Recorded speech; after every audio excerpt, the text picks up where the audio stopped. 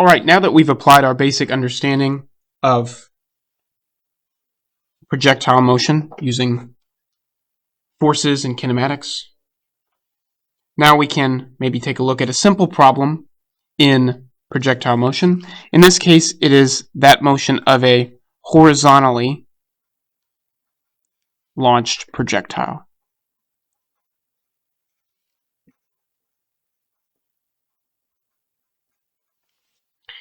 So in this case, we have Luke, who's preparing breakfast for his mum. He slides her breakfast plate on the countertop towards her. So let's make a little countertop up here. Okay, here's the countertop, and then here's the ground. You can see it, right? I'm going to represent a block as the plate on the countertop. All right. He slides the plate along the countertop towards her. He slides it too fast, though, and it flies off the end of the countertop. Now, the countertop is 1.05 meters tall. Okay, it's above the floor, and leaves the countertop at a velocity of 0.74 meters per second. It's going this way, and then it leaves the countertop. So then its motion should take that motion of a parabolic path, should fall something like this, right? And then land here. Should land something like that. We want to know how long does the plate fall? How long does it take for it to reach the ground? And then we want to know how far from the counter does it land? So we need to know this distance, right? This distance from this point over to this point. This difference between those 2 points, and then how long it took for it to get to the ground.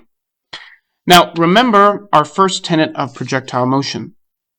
We said that the x and y dimensions of motion are independent of each other. So we can treat this plate as similarly in the y dimension as a ball just being dropped, or as an object just being dropped, right?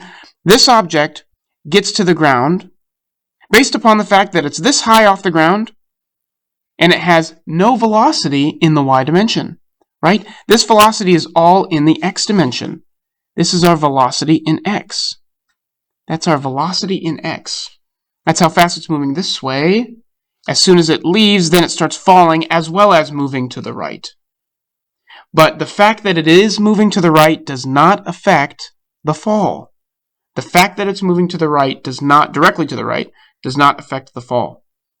So in order to find how long it falls, we need to look at the y dimension. And this will be true of all of our problems. To find the change in time, we always take a look at the y dimension, because that is the dimension that determines how long something's in the air. The x dimension does not. It's the up and down.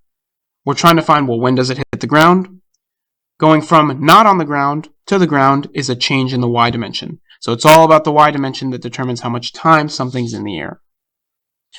We can make a simple known and unknown t-chart here to find out, well, what do we know about the object in the y dimension? Ooh, that should say unknown. All right. What do we know about the motion of this object in the y dimension? Well, because it is a projectile, and because it has the force of gravity acting on it, that force of gravity, or the weight, is generating an acceleration in the y dimension. This should say of y, this should say of y. That is negative 9.80 meters per second. So just as if the plate was merely dropped straight down, in the same way, its acceleration in the y dimension is negative 9.80 meters per second squared. Its initial velocity in the y dimension is also known. As it slides off the counter, it was not thrown down or thrown up, it's just as across. So its velocity in the y dimension, in the up and down dimension, is 0. It doesn't start with any velocity in the up and down dimension. And then finally, the last thing we know about the movement of this plate, the motion of this plate in the y dimension, is its displacement. It changes position from positive 1.05 to 0, so it goes to negative 1.05 meters. What do we not know? That's the thing we're trying to find, which is the change in time, the amount of time it takes for the plate to fall. And then the next thing we'll find is how far it went from the counter. How far it went to the counter is actually a change in what dimension? That would be the x dimension. This question here, if we can mention very briefly, this is a question in the range of an object. In the range of an object. How far in the x dimension did it travel? But in order to find that, we need to know, well, how long was it in the air? The longer it was in the air, the more time it has, the more time it's in the air, the more time it has to travel to the right at this velocity right here. All right, moving back to our y dimension, trying to find out how long does it take for this plate to hit the ground. We need some kinematics equation that explains, that relates our acceleration in y, our initial velocity in y, our displacement in y, and time. We do have such an equation. That is our second kinematics equation.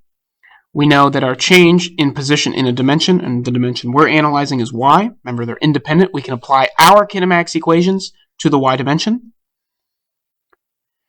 Is equal to our initial velocity in y times our change in time plus 1/2 the acceleration of our plate in the y dimension times squared.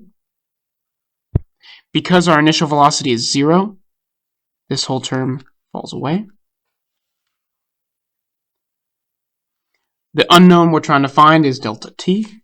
So we can rearrange this equation in terms of change in time. We find that that must be delta y times 2 divided by the average acceleration in the y dimension equals delta t, as long as we take the square root here. The algebra I did here was multiply by what? By 2, each side by 2, then divide by the average acceleration, multiply by 2, then divide by the average acceleration. Then we have t squared by himself, so we have to take the square root, so then we find t. We can plug in our values, 2 times negative 1.05 divided by negative 9.08, or 9.80. And then we take the square root of that value, and we find that the time it took for the plate to fall is 0.46 seconds. That's how long the plate was in the air. In order for the plate to travel from the countertop to the ground, it took 0.46 seconds. Now, during that time that the plate was falling to the ground, what was it doing in the x dimension? Well, it was moving, right? It was moving in the x dimension, right? It was moving at a constant velocity. Why was it moving at a constant velocity? Because if we go back to our second tenet of our characteristic of projectile motion, there are no forces acting in the y dimension, or in the x dimension, so there's no acceleration. So the velocity our projectile starts with is the velocity it ends with. Because we do not have acceleration in the x dimension, we do not need kinematics. We can use kinematics if you like, but that's an aggressive tool for an object that's not accelerating in the x dimension here. We don't need kinematics. You can use it. All we need to do now is relate our unknown. So we don't know the distance that our object travels in the x dimension, or the range of our plate, how far it goes. We do know the time. Time is 0.46 seconds. We also know its velocity. Velocity in the x dimension, which I could say velocity initial, I could say velocity final, or in this case, because its velocity does not change, I'll just say v of x. Its velocity in the x dimension, the magnitude of that velocity, is, well, the velocity that it had when it left the countertop, 0.74 meters per second. It was sliding along the countertop. The countertop we assume is parallel to the ground. Parallel to the ground would be our horizontal axis. So it's moving, all of this velocity is in the x dimension. 0.74 meters per second. we need some way to relate these three quantities to each other. We do have a way of relating those three. We know that based upon the definition of velocity, velocity equals change in position over change in time. We can rearrange this equation and find that the change in position is equal to the velocity of our object in the x dimension times the change in time. In other words, how far the object goes horizontally depends on how fast it's going horizontally and the amount of time it has to travel at that velocity. We plug our values in of 0.74 times our time it took for our plate to fall to the ground of 0.46. We see that the plate traveled 0.34 meters in the x dimension. In other words, if we recap here, our plate was slid by Luke along the countertop at a velocity of 0.74 meters per second. When the plate left the countertop, it began to fall, but as it was also falling down in the y dimension, it was traveling across in the x dimension, hence this parabolic path. The amount of time it took for the object to hit the ground depends exclusively on the y dimension. So we said, all right, we want to find out how long it takes to fall. We'll look at that y dimension. This is what we know about the movement of the object in the y dimension, up and down.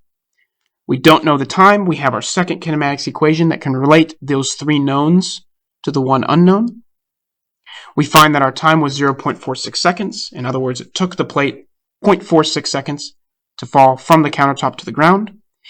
In falling to the ground, however, it also traveled across or away from the counter. We call that the range, or how far in the x dimension the plate moved. Because we do not have forces acting on our projectile, our plate in the x dimension, then there's no acceleration, there's no net force, there's no acceleration. We don't need kinematics. We can simply use our basic definition of velocity to find that the range, or the change in position, how far from the end of the counter it lands, is 0.34 meters away from the counter, or positive. All right, thank you.